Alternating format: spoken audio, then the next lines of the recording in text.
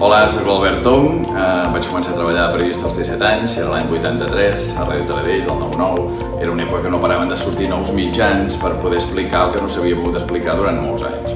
Al cap d'uns mesos em vaig treure el carnet de conduir, vaig fer els 18, vaig comprar-me un 127 de segona mà i era l'època que portaves adhesius al cotxe. I em vaig posar un que recordareu que era blanc, amb lletres negres, que posava Països Catalans.